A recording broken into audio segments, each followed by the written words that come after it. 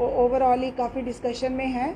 तो होता है ऐसा, ये एक क्लिनिकल कंडीशन है जिसमें most important pre disposing condition uncontrolled diabetes होती है। और जब भी कभी अगर कहीं किसी पेशेंट में मल्टीपल और या एक्सेसिव यूज़ ऑफ स्टीरॉइड्स हो तो उसमें भी ये हो जाता है। म्यूकर जो है कोविड की तरह कम्युनिकेबल डिजीज़ नहीं है। जैसे इसको अगर कोई बोले कि पैंडेमिक घोषित कर दिया जाए या एक मरीज़ से दूसरे को खतरा है, म्यूकर के स्पोर्स हमारे एनवायरनमेंट्स में रहते हैं। और वजह डायबिटीज़ हो या स्टीरॉयड इंड्यूस्ड डायबिटीज़ हो या कोई भी इम्यूनो कॉम्प्रोमाइज्ड स्टेट हो, जैसे हमारे यहाँ एक म्यूकर माइकोसिस का मामला सामने आया है और उसी को हम ब्लैक फंगस भी कहते हैं क्योंकि एंजियो इन्वेसिव या फंगस होता है।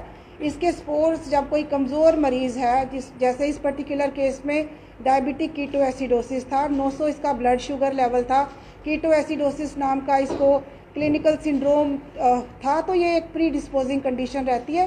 कोई भी फंगल इन्फेक्शन पर्टिकुलरली म्यूकर के स्पोर्स आँख के कंजंक्टिवा में या नाक के ज़रिए म्यूकोजा में या ENT इवन कान के ज़रिए ये जर्मिनेट करना शुरू कर देते हैं स्पोर्स और एंजियो इन्वेजन तक करते हैं, जिसका मतलब कि ब्लड वेसल्स को भी इन्वेड करते हैं। जब ये स्पोर्स जर्मिनेट होते हैं तो इनके हाइफी आँखों में, साइनसिस में या फेस की बोन्स को या ब्रेन के अंदर चले जाते हैं। इससे लड़ने के लिए किस तरह के इंतजाम आपकी तरफ से फिलहाल किए जा रहे हैं? ये हमेशा से हमारे डॉक्टर एनकाउंटर कर रहे थे। ऐसे ये कोई ऐसा नहीं है कि पहली बार हुआ है। मल्टीपल प्री डिस्पोजिंग फैक्टर्स रहते हैं। कोई कैंसर ट्रीटमेंट पे है या कोई लंबा स्टीरॉइड किसी वजह से खा रहा है, तो उनमें ये इसमें होता है कि अंडरलाइंग डिजीज़ को कंट्रोल करना चाहिए। सबसे पहले क्या वजह है कि पेशेंट इतना इम्यूनो कॉम्प्रोमाइज्ड है।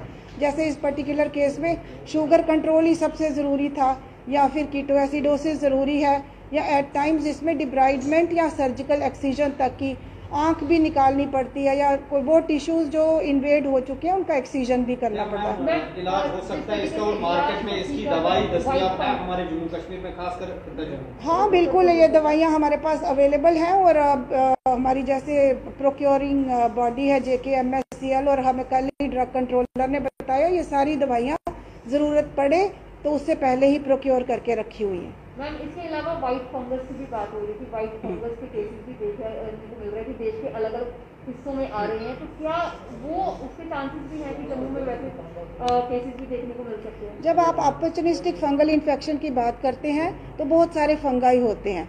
म्यूकर ब्लैक फंगस अगर बोलते हैं तो ऐसे ही एस्परजिलस नाम का फंगस है, ऐसे ही पेनिसिलियम नाम का फंगस है, ऐसे ही कैंडिडियासिस हो सकता है। तो बहुत सारे फंगल इन्फेक्शंस हैं। इसमें एक मैसेज सिर्फ ये जाना चाहिए जनता को कि ये एक फंगस एक मरीज से दूसरे में नहीं फैलता, तो कोई घबराने की बात नहीं है। ऐसे मरीजों को हमें आइसोलेट करने की ज़रूरत नहीं है। अगर हो जाए तो अंडरलाइंग डिजीज़, वो मरीज़ किस वजह से इतना कमज़ोर हुआ कि फंगाई जो अपॉर्चुनिस्टिक इन्फेक्शंस कर सकते हैं इसमें उनको अपॉर्चुनिटी मिली और वो इसमें इन्फेक्शन कर पाए। तो इसमें शुगर कंट्रोल, अंडरलाइंग डिजीज़ का ट्रीटमेंट, यही सारी चीज़ें रहती हैं। के लोगों के लिए खासकर ध्यान रखने की जरूरत है, क्योंकि हमें जैसे आपने जो भी बीमारियों के नाम लिए हैं पर्टिकुलर हर किसी एज के ग्रुप में हो सकती है, पर खासकर किस एज के ग्रुप के लोगों को खासकर ध्यान रखने की जरूरत है? Generally speaking immuno compromise states किसी भी एज में हो सकती है। एक्सट्रीम्स ऑफ एजेस में जैसे बड़े छोटे बच्चे या बहुत बूढ़े लोग इम्यूनो कॉम्प्रोमाइज्ड होते हैं, या किसी ने किसी वजह से ज़्यादा दवाइयाँ खाई, या एंटी कैंसर ट्रीटमेंट है, या रेडिएशन चल रही है, या फिर कोई ऑर्गन ट्रांसप्लांट का केस है। तो बड़ी सारी वजहें हैं जिनको हम इम्यूनो कॉम्प्रोमाइज स्टेट्स कहते हैं। तो अगर ये यंग डायबिटिक भी थे तो भी इनमें हो गया क्योंकि इनमें डायबिटीज़ अनकंट्रोल्ड थी।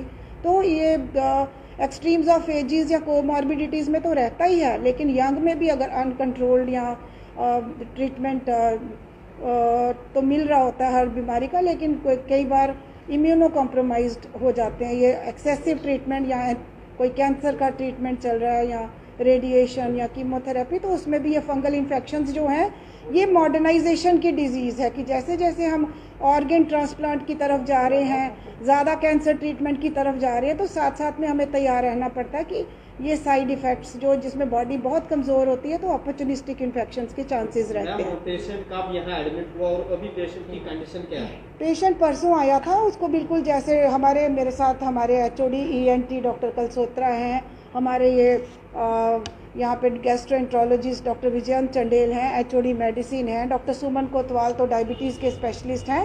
सारे डॉक्टर्स अपनी अपनी स्पेशलिटी की राय मरीज़ को देते हैं। इन्होंने सब ने मरीज़ को देखा, डायबिटीज़ कंट्रोल की कोशिश की और डिब्राइडमेंट यहाँ ईएनटी डिपार्टमेंट में हुई। तो जैसे मरीज़ होता है, जीएमसी जम्मू एक बड़ी कोऑर्डिनेटेड टीम है, ये अपनी अपनी एक्सपर्ट जो राय हैं देते हैं मरीज़ के वेलफेयर में और उसको ठीक से मैनेज करते हैं। तो ये भी जानने की कोशिश करेंगे कि जिस तरीके से आपने कहा कि आपके पास एक वेल एक्सपर्ट टीम है, बट क्या इसके लिए जो फंगस केसेस अब सामने आने लगे हैं, जिससे पहला केस आ चुका है, तो उसके लिए क्या अलग तरीके की टीम आपकी तरफ से बनाई जाएगी जो लोगों को मदद करे? जैसे हमने देखा कि पहले टेलीकम्युनिकेशन जो सर्विसेज स्टार्ट की गई कोविड को लेकर, क्या इसको लेकर भी कुछ ऐसी सर्विसेज स्टार्ट करेंगे? फंगल इन्फेक्शंस पहले भी हम देखते रहे हैं, जैसे मैंने कहा कि कैंसर के मरीज़ भी हैं, शुगर के भी हैं, तो फंगल इन्फेक्शंस हम day in and day out हमारे डॉक्टर्स देखते हैं, ऐसी बात नहीं है। और जब जब मरीज़ को जिस डॉक्टर की ज़रूरत है, टीम की इसमें ज़रूरत नहीं है, क्योंकि ये कोई एपिडेमिक पोटेंशियल वाला या पैंडेमिक पोटेंशियल वाला या कम्युनिकेबल डिजीज़ नहीं है। एक इसे दूसरे साथ लेते हुए दूसरे मरीज़ को इससे होने का खतरा नहीं होगा। ये मरीज़ का अपना ही कमज़ोर इम्यून स्टेटस है, जिसकी वजह से उसमें ये फंगस एस्टैब्लिश हुआ और ये बीमारी पाई गई। लोगों का एक सवाल भी है कि इस तरह अभी वेंटिलेटर पे आता है या किसी को ऑक्सीजन लगाया जाता है, क्या ये फंगस उसमें आता है? ये आपने ठीक सवाल किया, लेकिन हर पेशेंट का अलग असेंबली आती है। जब मरीज़ चेंज होता है उसके साथ ही उसका मास्क और सारी वेंटिलेटर की असेंबली बदल दी जाती है। एक ये बिल्कुल क्रॉस इन्फेक्शन का इस हॉस्पिटल में ऐसा कोई स्कोप नहीं है।